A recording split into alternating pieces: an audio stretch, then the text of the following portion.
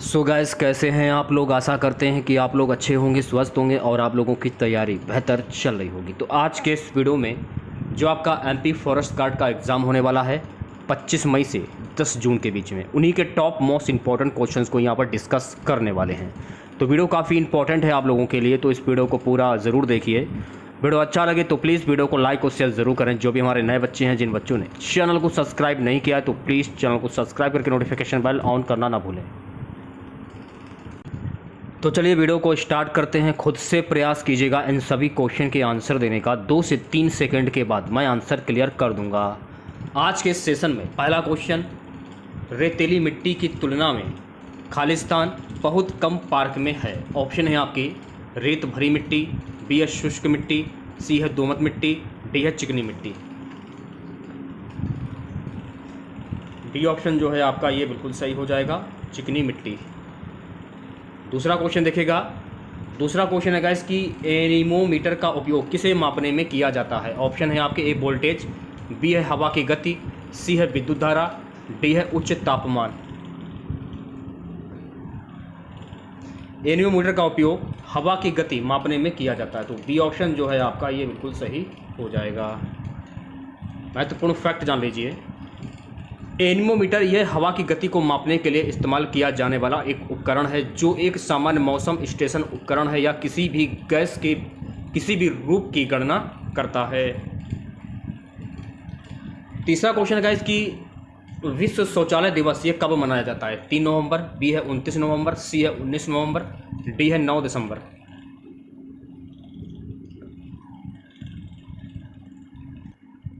तो यहाँ पर बात हो रही है विश्व शौचालय दिवस की, तो विश्व शौचालय दिवस ये मनाया जाता है 19 नवंबर को।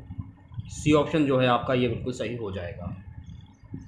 19 नवंबर को स्वच्छता के बारे में जागरूक पैदा करने और लोगों को शौचालय का उपयोग करने के लिए प्रोत्साहित करने के लिए विश्व शौचालय दिवस मनाया जाता है। इस दुनिया में 4.2 बिलियन लोग सुरक्षित रूप से प्रबंधित स्वच्छता तक पहुँचे के बिना रह रहे हैं। विश्व शौचालय दिवस 2000 विषय का विषय स्थायी स्वच्छता और जलवायु परिवर्तन है। सुरक्षित और स्वच्छ शौचालय कोविड और अन्य बीमारियों के खिलाफ सबसे मजबूत रक्षा तंत्र बनाते हैं। चौथा क्वेश्चन देखिएगा गाइस, निम्नलिखित में से कौन सा एजेंट पकाते समय ब्रेड को ऊपर उठाता है। ऑप्शन है आपके सोडियम कार्बोनेट, बी है सोडियम बाइकार्बोनेट, सी है बेकर्स ईस्ट, डी है सिरका।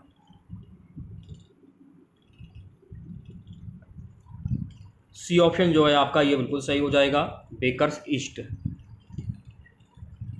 पांचवें क्वेश्चन की बात करेंगे। पांचवा क्वेश्चन हमारा है कि क्लोरोफिल एवी खालिस्तान का एक प्रमुख वर्णक है। 4 ऑप्शन आपके सामने हैं। सी ऑप्शन जो है आपका बिल्कुल करेक्ट हो जाएगा, रेडोफाइसी। क्लोरोफिल एवी का जो वर्णक है वो है रेडोफाइसी। देखिए, इसको हम बोलते हैं पर्णरहित हरित लवक। पर्णहरिम या क्लोरोफिल एक प्रोटीन युक्त जटिल रासायनिक यौगिक है। यह वर्णक पत्तों के हरे रंग का कारण है। यह प्रकाश संश्लेषण का मुख्य वर्णक है। इसे फोटोसिंथेटिक पिगमेंट भी कहते हैं, यह भी आपको ध्यान में रखना है। छठा क्वेश्चन देखिएगा गाइस। छठा क्वेश्चन हमारा है कि भारत का सबसे पुराना राष्ट्रीय उद्यान 1936 किस राज्य में स्थित है। ऑप्शन है आपके कॉर्बेट नेशनल पार्क, बी है मानस नेशनल पार्क, सी है राजाजी नेशनल पार्क, डी है बोरी नेशनल पार्क। भारत का सबसे पुराना राष्ट्रीय उद्यान 1936 किस राज्य में स्थित है। सही जवाब हो जाएगा कॉर्बेट नेशनल पार्क। ये ऑप्शन जो है आपका ये बिल्कुल सही हो जाएगा। इस क्वेश्चन से रिलेटेड एक्स्ट्रा फैक्ट जान लीजिए। अगस्त 1936 में भारत का पहला राष्ट्रीय उद्यान यानी जिम कॉर्बेट राष्ट्रीय उद्यान नैनीताल उत्तराखंड में स्थापित किया गया था। यह एशिया महाद्वीप का पहला राष्ट्रीय उद्यान भी है। प्रारंभ में इसका नाम हैली राष्ट्रीय उद्यान था। बाद में 1954 से 55 में इसका नाम बदलकर रामगंगा राष्ट्रीय उद्यान कर दिया गया और 1955-56 में फिर से कॉर्बेट राष्ट्रीय उद्यान का नाम बदल दिया गया। आरक्षित वर्तमान क्षेत्र 1318.54 वर्ग किलोमीटर 509.09 वर्ग मील है और यह एशियाई हाथियों और रॉयल बंगाल टाइगर के लिए प्रसिद्ध है। सातवें क्वेश्चन की अगर हम बात करें, सातवां क्वेश्चन है कि एल्यूमिनियम की संयोजकता वैलेंस कितनी होती है। 5, 3, 4, 2। जो भी अभ्यर्थी बी ऑप्शन बता रहे हैं वो सभी बिल्कुल सही हो जाएंगे। एल्यूमिनियम की संयोजकता वैलेंसी होती है 3। अगर हम संयोजकता की बात करें, यह स्थिर रासायनिक यौगिक बनाने के लिए इलेक्ट्रॉन युग्म साझा करके आबंध बनाने के लिए एक तत्व की संयोजन क्षमता है। स्थिरता की अगर हम बात करें, यह एक गुण या यौगिक का अन्य अणुओं, तत्वों और यौगिकों के साथ अपक्रिया न करने का प्रतिरोधक गुण है। 8वें क्वेश्चन की बात करेंगे गाइस। 8वां क्वेश्चन देखेगा। 8वां क्वेश्चन हमारा है, भोजन और पेय दोनों में परिरक्षक के रूप में उपयोग किया जाने वाला निम्नलिखित में से कौन सा रसायन विटामिन सी के साथ प्रतिक्रिया करके व्यंजिन नामक कैंसर पैदा करने वाला पदार्थ बनाता है। ऑप्शन है आपके ए दाहक सोडा, बी है सोडियम कैसिनेट, सी है सोडियम बेंजोएट, डी है फ्लूमेरिक अम्ल। सही जवाब हो जाएगा sodium benzoate, C option correct हो जाएगा। इस क्वेश्चन से रिलेटेड एक्स्ट्रा फैक्ट जान लीजिए। देखिए, सोडियम बेंजोएट एक परिरक्षक है जिसका उपयोग सलाद को सजाने और कार्बोनेटेड पेय, जाम और फलों के रस, अचार, मसालों और फ्रागट टॉपिंग जैसे अंगलीय खाद्य पदार्थों में व्यापक रूप से किया जाता है। 9वें क्वेश्चन की बात करेंगे। 9वां क्वेश्चन है गाइस कि निम्नलिखित में से किसे शूटिंग सितारे के रूप में भी जाना जाता है। उपग्रहों, बी है ग्रहों, सी है क्षुद्र ग्रह, डी है उल्का।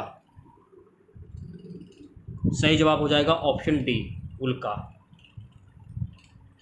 देखिए, यह चट्टान या धूल का एक छोटा टुकड़ा है जो अंतरिक्ष से पृथ्वी के वायुमंडल पर टकराता है। चूँकि यह इतनी तेज़ी से आगे बढ़ता है कि यह गर्म हो जाता है और जब यह रात के आकाश में प्रकाश की उज्ज्वल रेखाएं छोड़ता हुआ वातावरण से गुजरता है, इन लकीरों को उल्का कहा जाता है।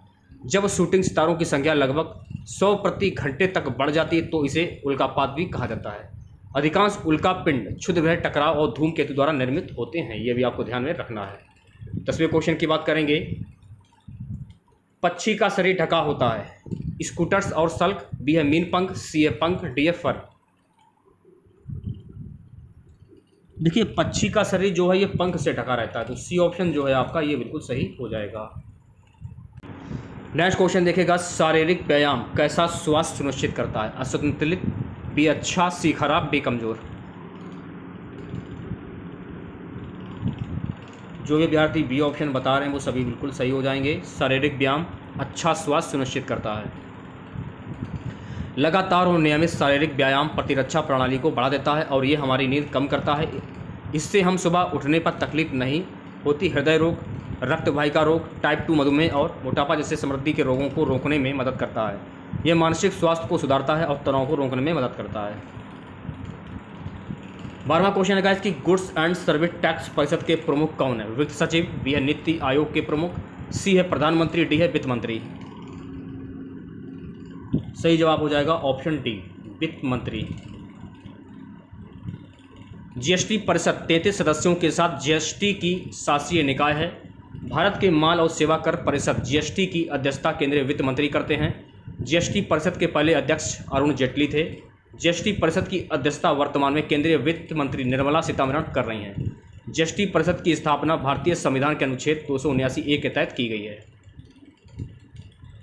13वें क्वेश्चन की बात करेंगे। 13वां क्वेश्चन हमारा है कि कौन सा देश 5 वर्ल्ड चेस चैंपियनशिप 2023 की मेजबानी करेगा।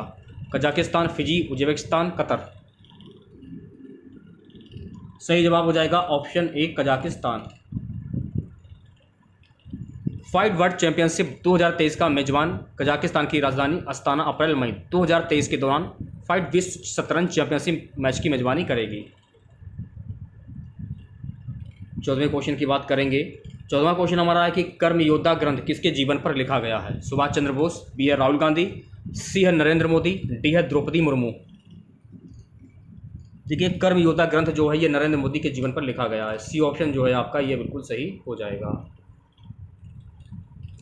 केंद्रीय गृह मंत्री अमित शाह ने 7 जनवरी 2020 को प्रधानमंत्री नरेंद्र मोदी के जीवन पर लिखी गई पुस्तक कर्मोदय ग्रंथ का विमोचन किया। उन्होंने कहा है कि नरेंद्र मोदी एक संवेदनशील व्यक्ति, एक सख्त प्रशासक और एक निडर कमांडर हैं और उन्होंने हमेशा राजा प्रथमों सेवक के मंत्र पर काम किया है। 15वें क्वेश्चन की बात करेंगे। जनवरी 2023 में सर्वश्रेष्ठ अभिनेत्री के लिए ऑस्कर नामांकन प्राप्त करने वाली पहली एशियाई कौन बनी है। कार्लो सोरा, जेसिका चेस्टेन, सी है मिशेल योहो, डी है जैन कैम्पेन।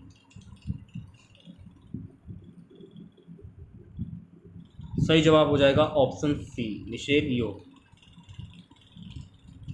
मलेशियाई मूल की मिशेल यो ने film everything everywhere all at once में अपने प्रदर्शन के लिए सर्वश्रेष्ठ अभिनेत्री श्रेणी में गोल्डन ग्लोब पुरस्कार भी जीता है। वह पुरस्कार जीतने वाली केवल दूसरी एशियाई अभिनेत्री बनी। अक्वाफिना ने 2020 में द फेयरवेल में अपनी भूमिका के लिए पुरस्कार जीता। यो ने इस फिल्म में अपनी भूमिका के लिए सैटर्न अवार्ड्स और हॉलीवुड क्रिकेट एसोसिएशन से सर्वश्रेष्ठ अभिनेत्री का पुरस्कार भी प्राप्त किया है। उन्हें गोधम इंडिपेंडेंट फिल्म अवार्ड 2022 के लिए भी नामित किया गया था। 16वां क्वेश्चन देखेगा, जीएनपी का अर्थ क्या है? देखिए, जीएनपी का अर्थ होता है सकल राष्ट्रीय उत्पाद। तो डी ऑप्शन जो है आपका ये बिल्कुल सही हो जाएगा। सकल राष्ट्रीय उत्पाद जीएनपी अर्थात एक निश्चित समय अवधि के दौरान किसी देश या अन्य राज्य व्यवस्था के उत्पादन के कारणों द्वारा उत्पादित सभी अंतिम वस्तुओं और सेवाओं का कुल बाजार मूल्य में से मूल्यह्रास को घटाने पर शुद्ध राष्ट्रीय उत्पाद नेट नेशनल प्रोडक्ट एनएनपी प्राप्त होता है। अगला क्वेश्चन देखिएगा, केंद्रीय गृह मंत्री अमित शाह ने कर्नाटक के किस शहर में मेगा डेयरी का उद्घाटन किया है? मैसूर, शिमोगा, सिंहबल्लारी, मंड्या। सही जवाब हो जाएगा ऑप्शन डी, मंड्या। 18वें क्वेश्चन की बात करेंगे, जलवायु परिवर्तन प्रदर्शन सूचकांक 2023 में भारत की रैंक क्या है? 9वीं, 7वीं, 8वीं या 6वीं? सी ऑप्शन जो है आपका ये बिल्कुल सही हो जाएगा, 8वीं। जलवायु परिवर्तन प्रदर्शन सूचकांक 2023 CCPI में भारत 63 देशों में से 8वें स्थान पर पहुंचने के लिए 2 पायदान ऊपर चढ़ गया। ग्रीन हाउस गैस उत्सर्जन और ऊर्जा उपयोग श्रेणियों में देश को उच्च दर्जा दिया गया था। जलवायु नीति और नवीनीकरणीय ऊर्जा श्रेणियों में इसने मध्यम रेटिंग अर्जित की। 2022 और 2021 में भारत 10वें स्थान पर रहा। 2020 में ये सूची पे 9वें स्थान पर रहा। नवीनीकरणीय ऊर्जा और ऊर्जा का उपयोग की श्रेणी में ये क्रमशः 24वें और 9वें पड़ाव पर रहा और जलवायु नीति पर भारत 8वें स्थान पर है। 19वां क्वेश्चन देखेगा, लोकसभा प्रश्नकाल कितने समय तक चल सकता है? 1 घंटा, 3 घंटा, 1.5 घंटा, 2 घंटा? सही जवाब हो जाएगा ऑप्शन ए, 1 घंटा। आज का हमारा सबसे लास्ट क्वेश्चन रहेगा, भारतीय संविधान के किस अनुच्छेद में भारत के चुनाव आयोग का उल्लेख है? अनुच्छेद 311, अनुच्छेद 358, अनुच्छेद 324, डी है अनुच्छेद 369। जो भी अभ्यर्थी सी ऑप्शन बता रहे हैं वो सभी लोग बिल्कुल सही हो जाएंगे, अनुच्छेद 324। महत्वपूर्ण फैक्ट जान लीजिए, भारतीय संविधान में अनुच्छेद 324 चुनाव आयोग को सभी सांसदों प्रत्येक राज्य के विधानमंडल के चुनाव और संविधान के तहत आयोजित राष्ट्रपति और उपराष्ट्रपति के पदों के लिए चुनाव करने की शक्ति देता है।